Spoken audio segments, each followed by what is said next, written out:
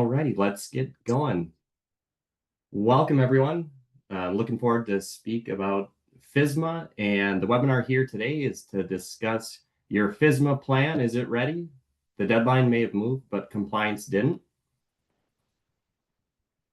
Our agenda for the call, before we hop into that, we'll do a round of introductions from the presenters. Presenting from the Wherefour team is Taryn Orleman. She is a customer success implementation specialist, and happy to announce that Wherefour had just become a GS1 partner. Also on the webinar today is Lisa Vernon, Senior Supply Chain Strategist at SPS Commerce. Lisa has a well-versed background in the FSMA space. She actually consulted with GS1 and the FDA on the interpretation of the FSMA 204 language. And I'm Jonathan Gert. I'll be your MC here today. I'm a Senior Channel Sales Manager at SPS Commerce. And let's get into it. So a little background on who SPS is. We are a full-service supply chain solution company working with buying, selling, transportation, and logistics company to automate the essential item, order, and sales data between their organizations. For a quick look at our EDI network, so we have over 1 million pre-map connections between buying, selling, and logistics companies. We're a global company headquartered in Minneapolis, Minnesota. We're in all fulfillment models and all channels. And we do have strategic partnerships with systems such as Wherefour.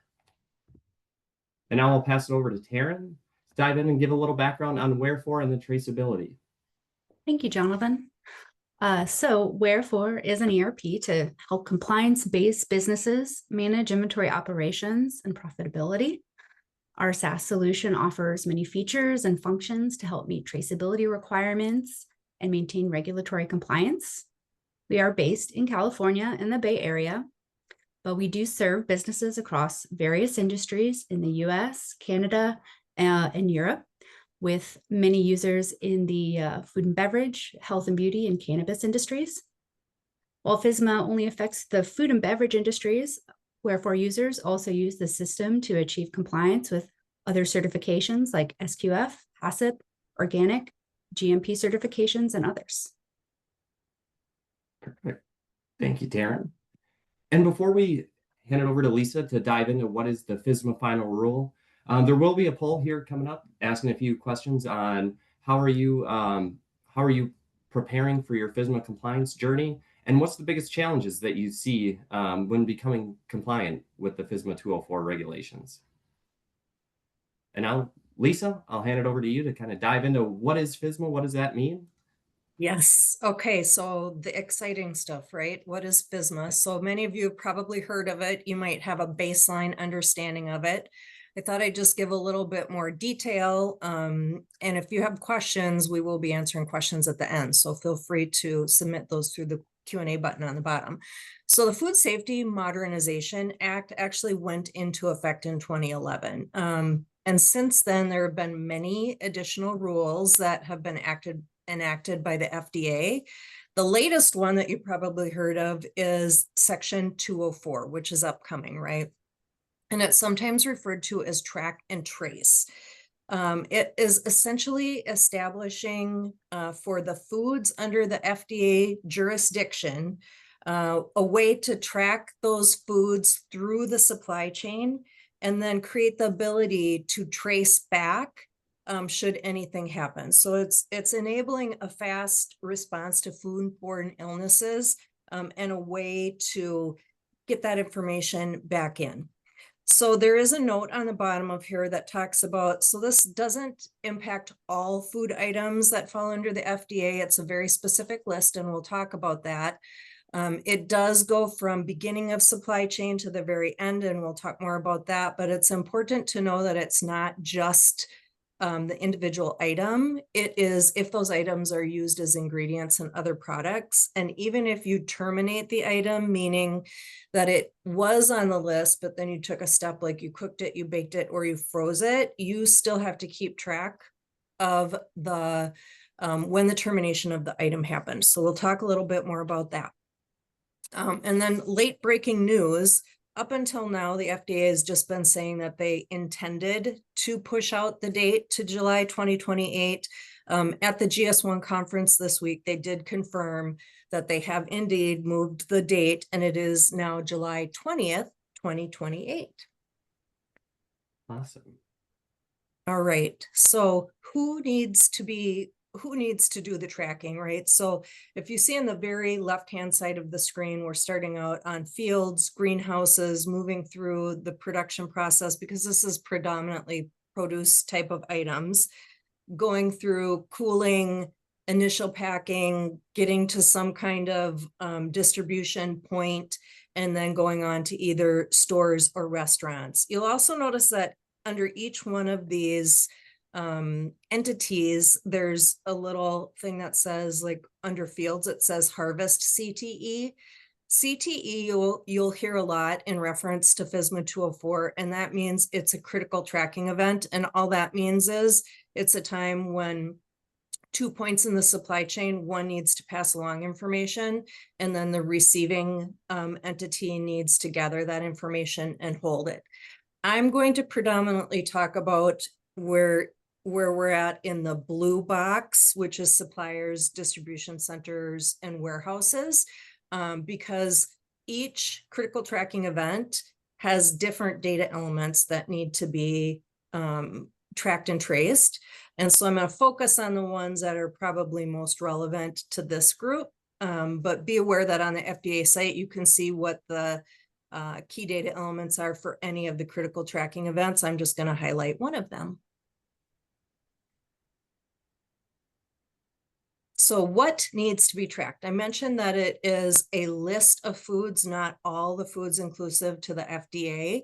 And the foods are over on the right-hand side. So the ones that are maybe most relevant to the folks on this team, but maybe not, I mean, would probably be like nut butters, ready-made deli salads, cut fruits and vegetables, prepared fruits and vegetables, but know that cheese, shell eggs, so under the USDA, egg products fall, but shell eggs fall under the FDA. And then a host of the usual suspects where you see foodborne illness recalls. And that's how this list was actually put together. It's items that have had trends in the past of foodborne illnesses and were identified as being tracked items that would make the most difference if the track and trace was put in place for them. Under the, oh, you can go back, Jonathan. Under the key data elements for receiving and distributing, these are the key data elements. But as I mentioned, like, you know, cooling has different key data elements, manufacturing has different key data elements, but what you need to pass along if you're the one distributing, or what you need to gather and hold if you're the one who's receiving the product, is the traceability lot code for the food. You need the quantity and unit of measure for the food, the product description, the location for the immediate previous source. So that means, where did it come from? Which distributor or which supplier did it come from? You also need to document where the food was received, the date the food was received. One thing that isn't normally on the ASN, which is where if you were doing this in an automated fashion, you would transmit this information, is where the lot code was created. So sometimes lot codes are created on a manufacturing line, then that product goes to a distributor. You need to know both the distributor that it came from, as well as where the lot code was actually created. And then some kind of reference document type number. If you were doing the automated version, you would have an ASN number. If you were doing the more manual version, you might take the BOL number, because that would directly trace back to it. All right. So risks of falling behind. Chief among these, I would say, is just the cost to your reputation for not being able to quickly take out of the food chain items that have been identified as having foodborne illnesses. But there are some other risks. There's penalties and enforcements. So the FDA can seize or mandate the recall of non-compliant products, whether you've had an issue with those products or not. You can also have compliance violations that become public record. Non-compliant product, if it's import, can be denied entry into the US. The FDA can pursue court orders to stop operations, and there are fines up to $250,000 individual or $500,000 per organization. And then just the supply chain breakdowns for the end users is probably one of the bigger ones as well. And then just the operational risks of, if you need to grab something out of the supply chain because of a foodborne illness, are you able to do that in a timely manner? Or does it put your whole operation into chaos trying to pull that product out of the supply chain? And so we kind of talked about, what FSMA is and what are some of the risks or what are some of the impacts if you're not compliant. Now, Lisa, would you mind just jumping in? Like, how are some ways that customers can stay compliant and up to date with these FSMA rules and regulations? Yep, I'm just going to pick a few key ones to talk about, but one of the biggest ones is to identify in your supply chain which are the covered products. So this has been a theme as I've worked with quite a few buying organizations, that they aren't able to necessarily say, here's a list of the items coming from all my suppliers that I need to be able to gather the information from. And likewise, many of the suppliers can't say, here's the items that I produce or distribute that need to be covered under FSMA. And there is no general overarching list, right? So it's really important to kind of understand which items need this treatment. And then I briefly mentioned that you can do this in a more manual manner, and you can do this in an automated manner. A more manual manner would look like, as the product is received, that you would have a spreadsheet and you would be entering in all of those data elements that I just talked about, right? So they could be pulled off of a bill of lading, they could be pulled off a packing slip, but you do need to keep track of them.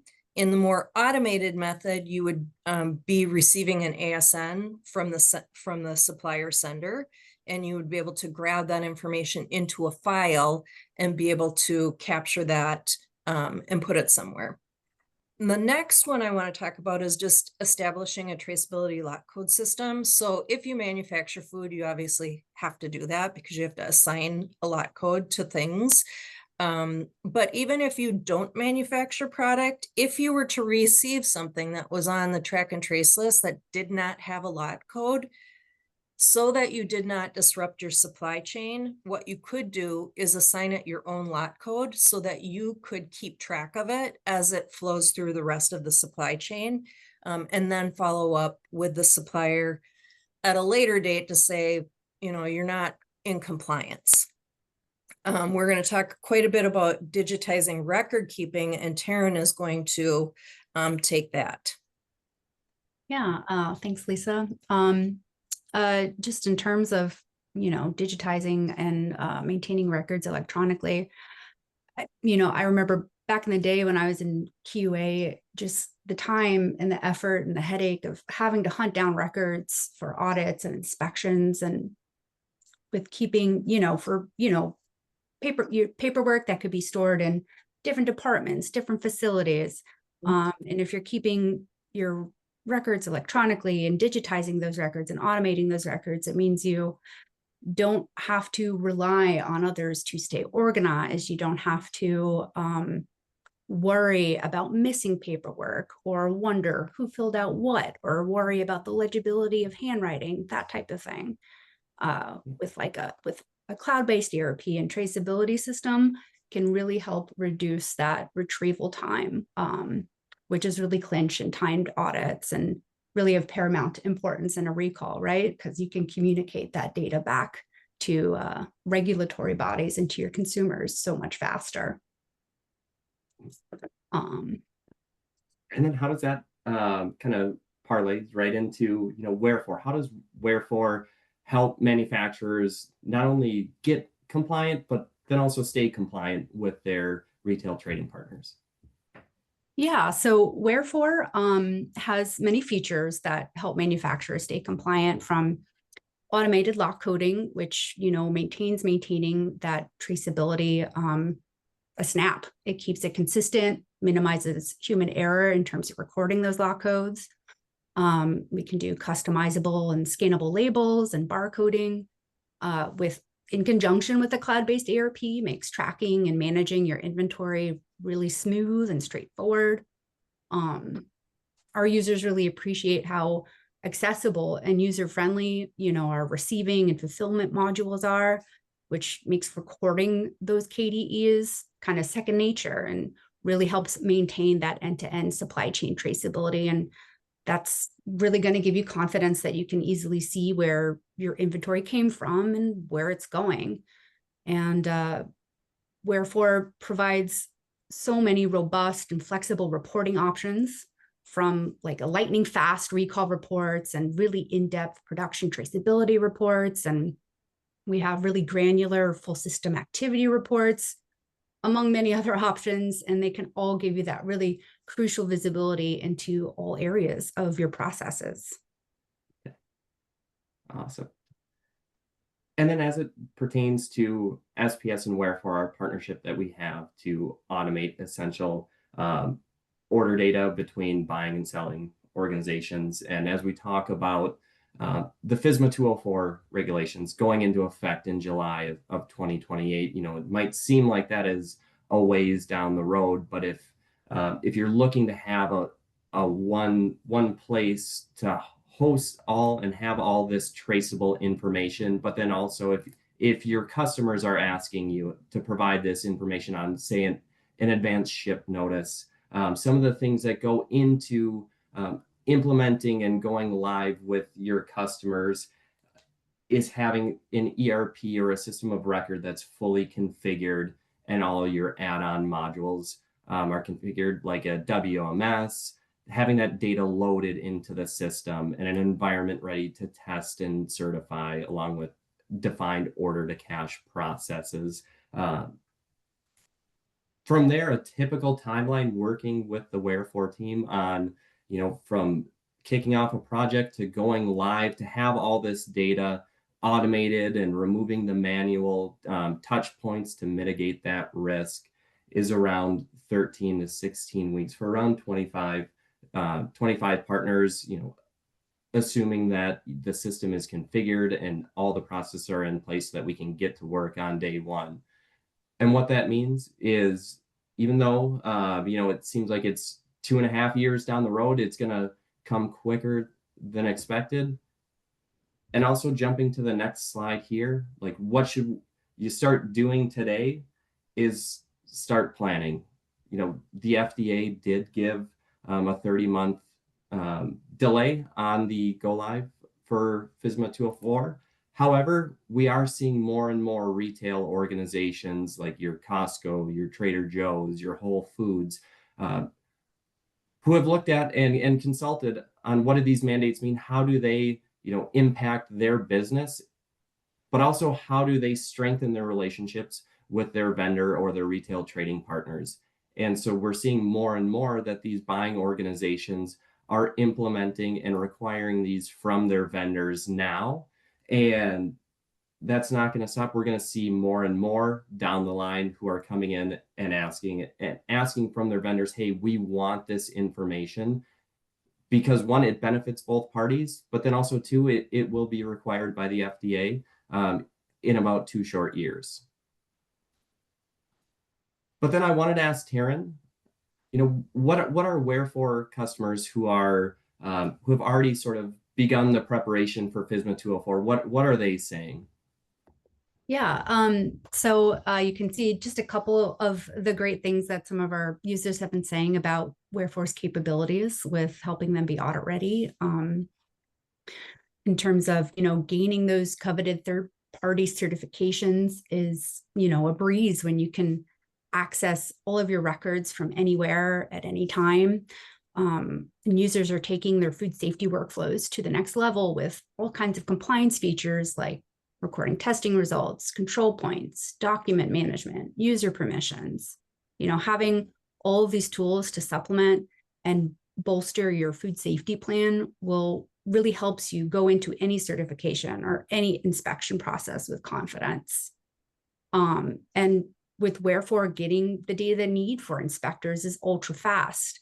And in the event of a recall, you can imagine that's going to mean that getting that data, knowing what your affected product is at a really fast speed means you're not only mitigating those financial risks and damage to your brand, but of course, protecting public health. And as you can see with Dough Bakehouse, pulling those records in under 10 minutes, versus what could be hours gathering sort of errant paper records.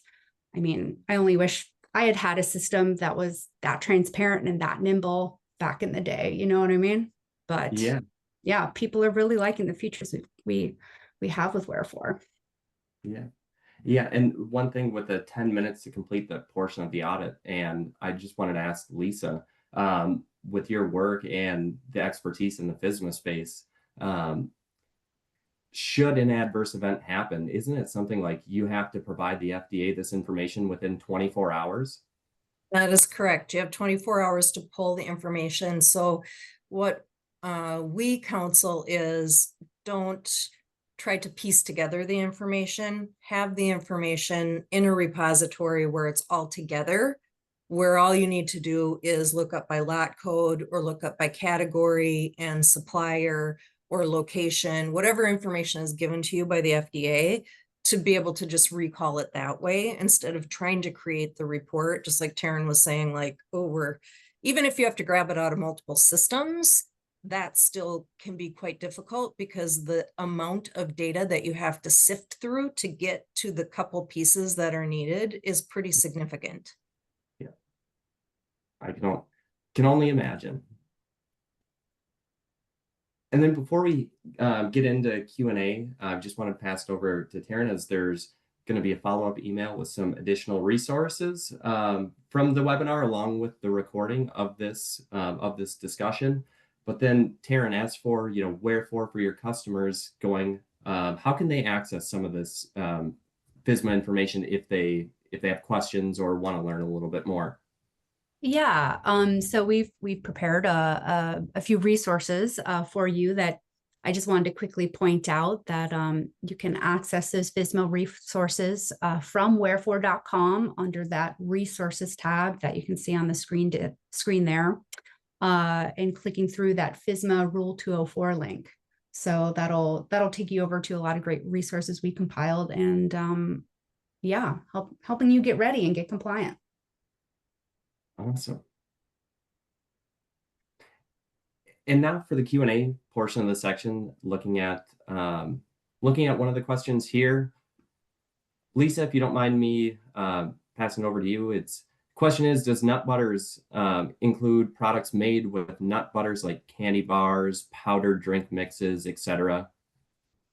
It does. It covers all items unless the nut butter has gone through a kill step. So if you had a peanut butter cookie and there was peanut butter in the dough and you cooked it, it would not fall onto the list. But if it was, so we recently had a question about, well, what about cereal that's sprayed with peanut butter over the top of it? That is considered to be a track and trace item, as well as it doesn't just have to be human consumable. Pet items made with peanut butter or any of the other items are also considered track and trace items. So it's not just human consumable. Awesome. Thank you for that.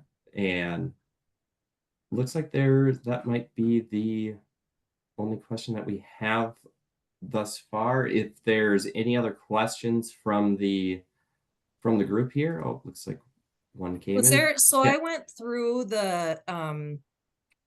the critical tracking events and the key data elements pretty quickly. Was there anybody who needed clarification on what some of those items were, or would like me to go back and maybe reiterate something, I'm happy to do that. I know if this is the first time you're hearing this information or trying to internalize it, it can be a lot. Yeah. Lisa, one question that came in was, will you all share the source for pet food traceable items? Yes, so it's the same. I guess what I would say is when you go to the FDA website and look at the track and trace or the FTL, the trackable items, it's the same items. It doesn't matter what it's put into, right? It doesn't matter if it's put into people food or dog food. If it contains the ingredient, it falls under track and trace. Great, thank you. Mhm. And also, does fish oil or any sort of oils fall under the FSMA 204 rules and regulations? I do not believe so. I think it's only whole fin fish. But we'd need to go to the FDA website to validate that. Okay. And then I see another question about, will restaurants need to have track of the distributor's information? And that's correct, right? So they're the last link in the chain. They have to identify and keep the information in case they're asked or audited. So they need to have it out in some kind of a repository where they can get the information. Awesome. Well, there's all kinds of good questions now. Yeah. The one that I see and wanted to ask you, what will the role for a third-party logistics company or a third-party warehouse or cold storage or a storage facility? What roles do they have, and what information do they need to provide as it pertains to FSMA? Yeah, so this is going to be an it depends answer. If the inventory is held by a supplier and it's just merely housed in the 3PL, then the 3PL really has no obligation, right? The supplier would be the owner of the product. They would hold on to the information. They would be the ones generating the ASN or the shipping document. And they would be the ones passing the information on to the next step in the supply chain. If they actually took the product into inventory, then they fall under the same rules as everybody else. They would need to receipt the information, hold it, and then pass it on to the next step in the supply chain. Awesome. Perfect. And That's a great question. Yeah. And we do have a question here about figs. Are figs, do they fall into the traceable item? I do not believe they do. Another one where I would say go out to the FDA website, look at the traceability rule. It does say tropical fruits, but it lists them. And I don't believe that figs are on the list, but you would need to check the list to be sure. Awesome. I think we have a few more that are coming in, going through.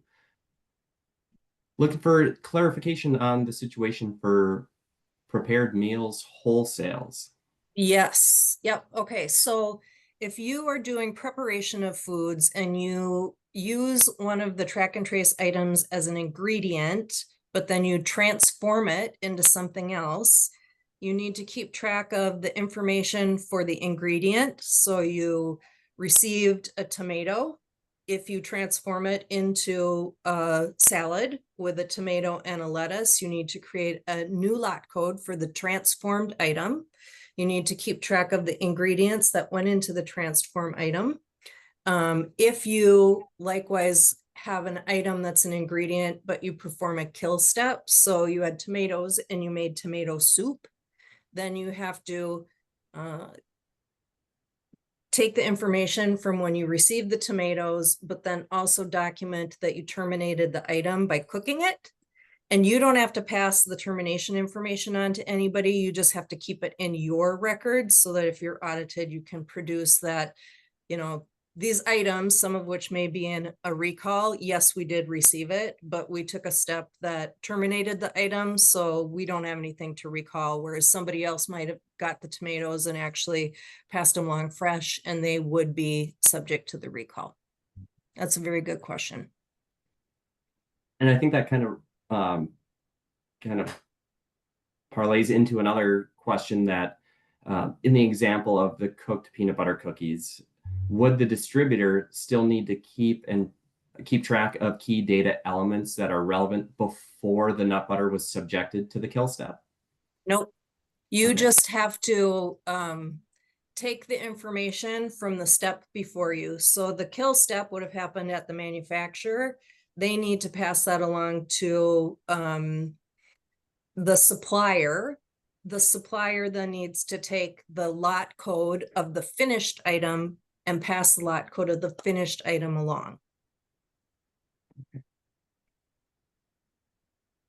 And would there be responsibility of brokers in the FSMA 204 having to keep or send or receive any traceable information? So it's the same depends answer that I gave for the 3PLs. It depends on the function of the broker. So people call brokers all different or have different relationships with brokers, and brokers perform different activities. If the broker is the one that's creating the ASN or the shipping information, their obligation is to make sure that it gets passed along from the supplier because they're taking on that responsibility.